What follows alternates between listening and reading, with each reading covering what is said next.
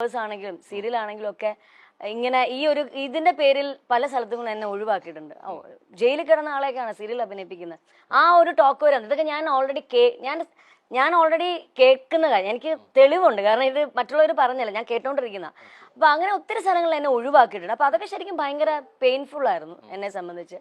പിന്നെ ഞാൻ ഈ പറഞ്ഞില്ലേ, പിന്നെ എനിക്ക് സ്വയം ഒരു ഇതുണ്ടായിരുന്നു, ഞാനൊരു ഒരിക്കലും ഒരു കലാകാരിയെ ഒരിക്കലും നമുക്ക് തോപ്പിക്കാൻ പറ്റില്ല സത്യസന്ധമായിട്ടുള്ള ലെവലിൽ പോവുകയാണെങ്കിൽ. എന്നെ സംബന്ധിച്ച് എനിക്കറിയായിരുന്നു ഞാൻ തെറ്റ് ചെയ്തിട്ടില്ലാത്ത ഒരാളാണ്. പിന്നെ പേരുദോഷം വന്നു. അപ്പം അതിന്റെ പുറത്ത് ഞാൻ എന്തിനാ ഇനിയിങ്ങനെ ഭയങ്കര വിഷമിച്ച് അല്ലെങ്കിൽ അങ്ങനെ ഇരിക്കേണ്ട കാര്യമില്ലല്ലോ. നമ്മളെ ഒരു തൊഴിൽ കയ്യിലുണ്ട്, നല്ലൊരു തൊഴിൽ, നല്ലൊരു കുഞ്ഞുങ്ങളെ പഠിപ്പിക്കാനുള്ള ഒരു അധ്യാപികയാണ്, സ്വന്തമായി പെർഫോം ചെയ്ത് ഇതെല്ലാം ഉള്ളതുകൊണ്ട് നമ്മൾ ആരും പേടിക്കേണ്ട കാര്യമില്ല. നമ്മൾ തെറ്റ് ചെയ്തിട്ടില്ല. ആ ഒരു ധൈര്യത്തോടുകൂടി തന്നെയാണ് മുന്നോട്ട് പോയത്. നമ്മൾ പലപ്പോഴും അഭിനേത്രിയാകുമ്പോൾ വേഷങ്ങളിലൂടെ പല രീതിയിലേക്ക് നമ്മൾ കാണാത്ത കേട്ടുകേൾവി മാത്രമുള്ള രംഗങ്ങളിലൂടെ പോകേണ്ടി വരും, അല്ലെ? വേഷങ്ങളിലൂടെ പോകേണ്ടി വരും.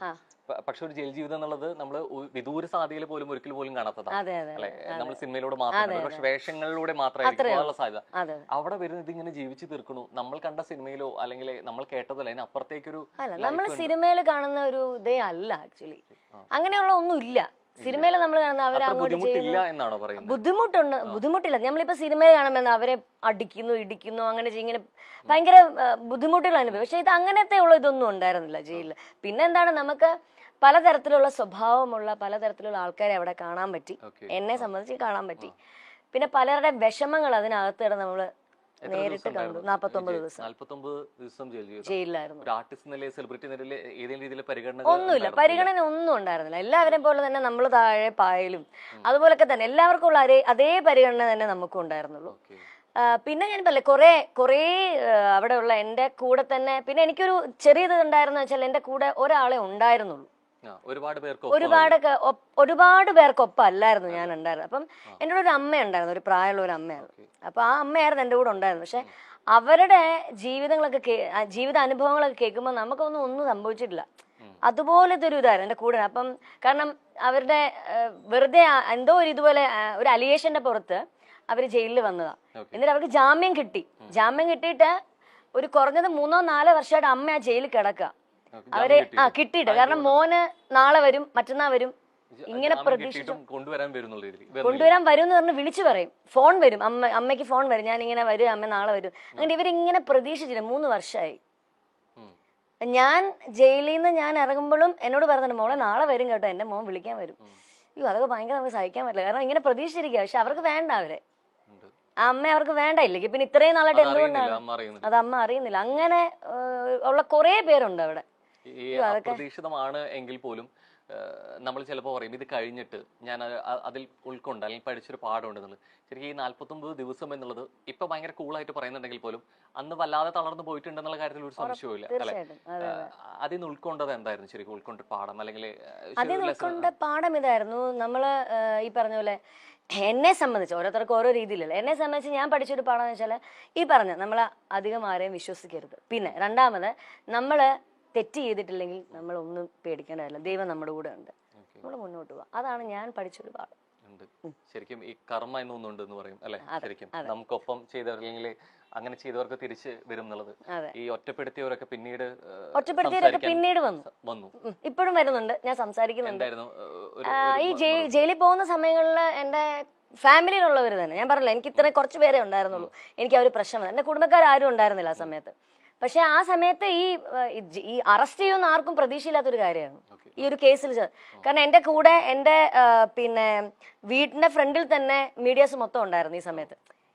ചെറിയ റൂമർ കേട്ടു, അതിന്റെ ഭാഗത്ത് ഇവരെല്ലാവരും ഇങ്ങനെ ഉണ്ട്. അപ്പൊ ഞാൻ അവർക്ക് ആഹാരം കൊടുക്കുന്നു, ഞാൻ അവർക്ക് ചായ കൊടുക്കുന്നു, നമ്മുടെ മീഡിയാസിലുള്ള എല്ലാവർക്കും ഞാൻ ചെയ്യാറുണ്ട്. അത്ര ക്ലോസ് ആയിരുന്നു അവരൊക്കെ ആയിട്ട്. അപ്പോഴും ഈ അറസ്റ്റ് എന്നുള്ളത് പ്രതീക്ഷിക്കുന്നില്ല. അപ്പൊ എന്റെ കുടുംബത്തിലുള്ള 1-2 പേര് അവിടെ നമ്മുടെ വീട്ടിലോട്ട് വന്ന് കേറാൻ പോകുന്ന സമയത്താണ് ശരിക്കും ഈ പോലീസ് ജീപ്പ് വരുന്നതും.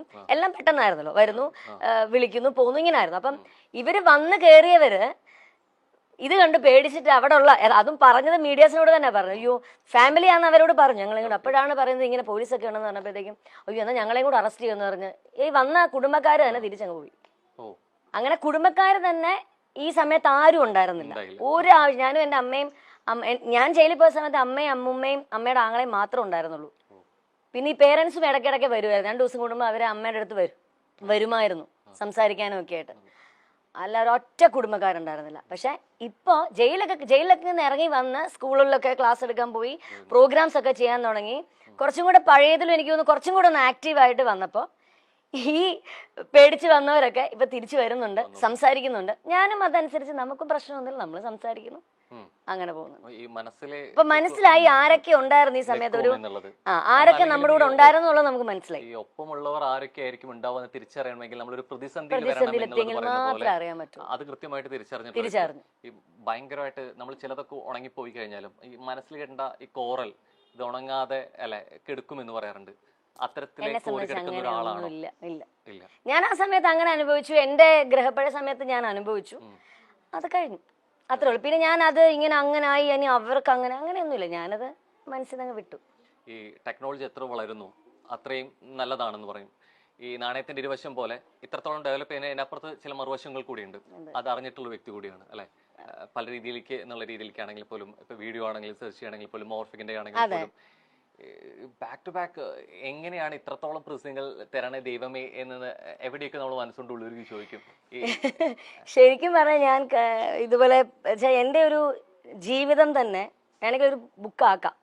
കാരണം അതുപോലുള്ള കാര്യങ്ങളുണ്ട്, തുടക്കം തൊട്ടുള്ള കാര്യം. അപ്പം അന്ന് ഇതുപോലെ മോർഫിങ്ങിന്റെ കേസ് ഇതുപോലെ വന്നു. ഞാൻ തന്നെ കണ്ടിട്ട് ഞെട്ടിപ്പോയി. ഞാൻ തന്നെയാണോ എന്ന് ചിന്തിക്കരുത്, കാരണം നമുക്കറിയാമല്ലോ.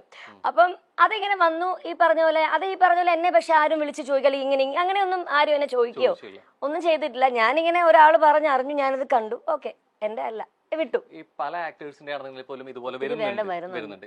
ശരിക്കും ഇത് ഇത്രത്തോളം സാധ്യതകളെ കുറിച്ച് അറിയുകയും ചെയ്യാം. എന്തുകൊണ്ട് പിന്നെ ഇത്രത്തോളം ഒരു കോൺട്രവേഴ്സി അല്ലെങ്കിൽ ഇത്രത്തോളം എനിക്ക് തോന്നുന്നു അന്നത്തെ ഇത് 2009 എന്തോ ആ സമയം, അതന്നെ ആ സമയത്തൊക്കെ എനിക്ക് തോന്നുന്നു കുറച്ചുകൂടെ ആൾക്കാർ ഇത്രയും വലിയൊരു എന്താണ് രീതികൾ അന്നത്തെ രീതിയിൽ കുറച്ചും കൂടെ ഡെവലപ്മെന്റ് കുറവല്ലായിരുന്നു. അപ്പൊ ഇപ്പോഴല്ലേ കുറെ മാറ്റങ്ങളും കാര്യങ്ങളും ഒക്കെ വന്നു. അപ്പം ആ സമയത്തുള്ള ആൾക്കാർ ചിലപ്പോൾ ഒരു പക്ഷെ ഇങ്ങനൊക്കെ ആയിരിക്കാം.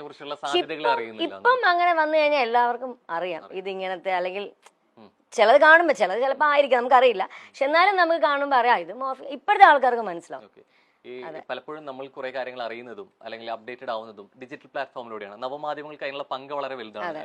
ഇൻസ്റ്റാഗ്രാം ആണെങ്കിലും ഫേസ്ബുക്ക് ആണെങ്കിലും ഒക്കെ നമ്മൾ കണ്ട് അന്ന് എത്രത്തോളം ഈ സോഷ്യൽ മീഡിയ എത്രത്തോളം സജീവമല്ല എന്നുള്ളത്. ഇത് ഒരു പക്ഷേ ഇതിന്റെ 2 വശങ്ങളും ആർട്ടിസ്റ്റ് എന്ന നിലയിൽ ഒരു പക്ഷേ സോഷ്യൽ മീഡിയ ഗുണം എന്ന് പറഞ്ഞ പോലെ തന്നെ ദോഷവും ഉണ്ട് എന്നുള്ള രീതിയാണ്. ഇത് സജീവമല്ലാത്തൊരു ഡിജിറ്റൽ പ്ലാറ്റ്ഫോമുകളുടെ പ്രാധാന്യം അത്രത്തോളം ഇല്ലാത്തൊരു കാലം ശരിക്കും ഇതൊരു കാരണമായിട്ടുണ്ടോ? ഇതൊരു ദോഷമാവാൻ എന്നുള്ള രീതിയിലേക്ക് ഇതിന്റെ ഒരു സത്യാവസ്ഥ അറിയാതിരിക്കാൻ അങ്ങനെ തോന്നുന്നുണ്ടോ?